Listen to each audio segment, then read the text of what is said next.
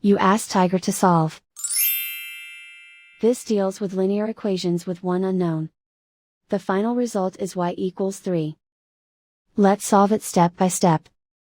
Group all y terms on the left side of the equation.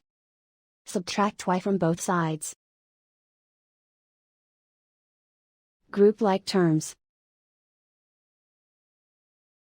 Simplify the arithmetic. Group like terms. Simplify the arithmetic. Group all constants on the right side of the equation. Add 4 to both sides. Simplify the arithmetic.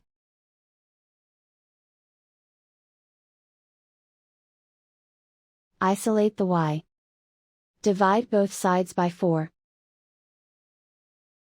Simplify the fraction. Find the greatest common factor of the numerator and denominator. Factor out and cancel the greatest common factor. And so the final result is y=3.